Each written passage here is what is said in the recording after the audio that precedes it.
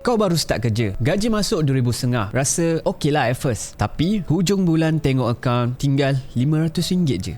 Kau bukan seorang tau. Hampir separuh Gen Z Malaysia rasa benda yang sama. So ini 5 benda pasal duit yang setiap Gen Z kena tahu. Yang pertama, jauhkan diri dari BNPL. Nampak senang kan? RM300 pecah jadi 3 kali bayar. Tapi diam-diam kau start beli benda yang kau belum mampu. Terlepas satu bayaran je, credit score kau kena. Nanti nak apply luar rumah baru kau rasa. And then tips kedua, kemas social media kau. Sebab setiap hari kau scroll social media, kau akan nampak orang akan flex, orang akan review gadget, yang mana semua itu akan menyebabkan kau rasa nak berbelanja. So unfollow je siapa-siapa yang buatkan kau rasa gatal lah nak membazir, and cuba untuk follow pula benda yang berkaitan tentang duit. Macam follow Daus ni, free je tapi kesan dia besar. And then yang ketiga, kau buka 2 account bank, yang mana satu untuk belanja, satu lagi untuk kau simpan. Hari gaji kau masuk, kau transfer terus ke account simpan, yang mana rule dia simple je. Kalau kau tak nampak duit tu, kau tak akan rasa nak usik. Dan tips keempat, umur kau 20-an kan sekarang. Senjata yang paling kuat kau bukannya gaji besar, tapi masa. Kalau kau invest RM100 sebulan bermula umur 23 tahun, and bila dia dah compound nanti, jauh beza tau dengan orang yang baru nak start melabur umur 33. Padahal sama duit je, beza dia dekat masa. And yang kelima, bina emergency fund. Target lah paling kurang 3 bulan gaji. Start kecil pun tak apa, janji kau start. And Daus sendiri pun letak emergency fund Daus dekat Versa Cash Eye, yang mana dia patuh syariah dan berlesen oleh SC Malaysia. So kalau kau nak cuba Versa macam Daus, link ada kat bio. Daftar guna kod VDausDK and cash in minimum RM100. Kau boleh dapat RM10 reward dalam masa 30 hari bekerja by Versa. Dan Daus nak ingatkan, semua ni bukan nasihat pelaburan. Kau kena buat kajian sendiri dahulu. So please komen topik apa yang kau nak Daus cover selepas ni. So follow Daus kalau belum. Jumpa lagi pada video yang seterusnya.